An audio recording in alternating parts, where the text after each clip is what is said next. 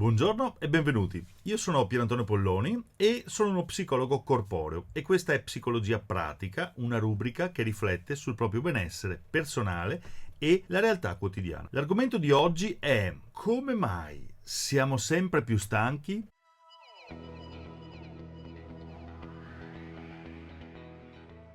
La società moderna è caratterizzata da un eccesso di prestazione, in cui la persona è costantemente spinta, motivata a ottimizzare se stessa, a migliorare le proprie performance e ad essere ancora più produttiva, in modo costante e crescente. È insostenibile la quantità di energia richiesta per rimanere concentrati, operativi, performanti, costantemente bombardati da notifiche, video call, chat, chiamate, multipiattaforme, mentre dobbiamo anche risolvere problemi in cascata uno dietro l'altro.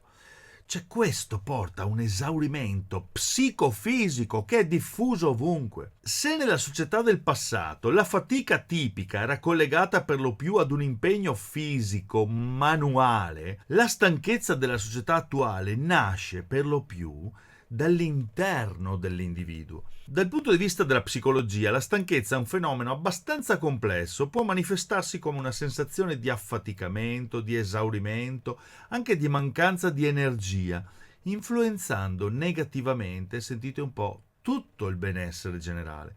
Infatti ci sono tre tipi di stanchezza. La stanchezza fisica, che è causata da uno sforzo fisico o dalla mancanza di sonno anche, e può essere alleviata semplicemente col riposo e il recupero fisico. Poi abbiamo la stanchezza mentale, causata da un'attività cognitiva intensa, quando ci concentriamo, facciamo uno studio prolungato, un lavoro intellettuale, uno stress mentale importante. Quando noi proviamo stanchezza mentale, fatichiamo a concentrarci, la memoria si riduce, spesso prendere decisioni diventa più lente e anche difficile. Può essere alleviata la stanchezza mentale con pause, attività rilassanti come la mindfulness, attività creative o anche all'aria aperta. Ed infine abbiamo la stanchezza emotiva. E attenzione, perché questa deriva da uno stress emotivo prolungato, quando ci sono continui problemi personali, conflitti relazionali, traumi.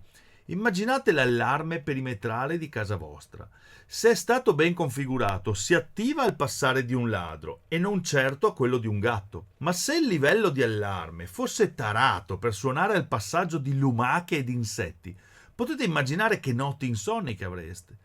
Ecco, la stanchezza emotiva è proprio il segnale che il nostro allarme interiore è tarato così basso da suonare spesso. Questo fenomeno mantiene alti livelli di allerta e ci rende irritabili, sopraffatti, a volte senza via d'uscita, ci sentiamo ansiosi, eccetera, eccetera. Questa stanchezza emotiva richiede interventi psicologici, anche il supporto emotivo o la terapia. Comunque, tornando a noi, nella società della performance, della prestazione, le persone si autosfruttano, credono di essere libere mentre in realtà sono schiave delle aspettative di successo e di autorealizzazione.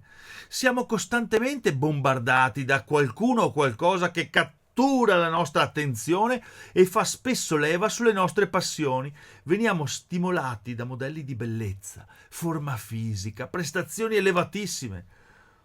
Tutto questo contribuisce ad alimentare una stanchezza profonda, cronica, pervasiva, prodotta dall'insieme del lavoro fisico unitamente agli stimoli di iperattività mentali a cui noi siamo soggetti. Pensate che recenti studi stanno portando alla luce come questa condizione cronicizzata nel tempo porti a disturbi come la depressione, l'ansia e persino il burnout. In sintesi, la stanchezza moderna è il risultato di un modello socio-culturale che spinge gli individui a un autosfruttamento continuo. Ogni giorno moltissime persone si impegnano in nome della performance imposta dai capi area, dalla produttività voluta magari dalla linea di produzione a cui appartengono, da se stessi utilizzando tecniche come il biohacking, le challenges o sfide, il costante processo di indebitamento per l'acquisto di oggetti che smettono di essere desiderati quando il corriere suona alla porta per consegnarli, capite? Questa spasmodica corsa sta provocando un impoverimento di energia profondo, pervasivo, in ogni individuo, e ognuno di noi è già chiamato a riconoscere questi segnali. Il corpo, così come la mente, ci stanno avvisando dall'interno. È necessario cambiare qualcosa, ridefinire il proprio stile di vita, tornare a prendersi cura del riposo, dell'alimentazione, dello stare all'aria aperta, del tempo libero, delle nostre autentiche emozioni che sembrano rimaste indietro nella corsa alla programmazione del domani, domani, domani. Bene, dopo questa romanzina, portate pazienza, ma avevo veramente bisogno di dirvi anche questo in questi appuntamenti a cui tengo molto, per cui cerco di stare molto a contatto con quello che è l'esigenza e l'interesse quotidiano delle persone. Comunque anche per oggi abbiamo concluso. Grazie per avermi guardato anche questa volta. Vi ricordo che non è mai troppo tardi per sentirsi meglio, per prendere spunto e poter guardarsi dentro, rallentare e poter fare qualcosa di buono per noi stessi, magari di diverso da quello che abbiamo sempre fatto fino ad oggi. Ciao!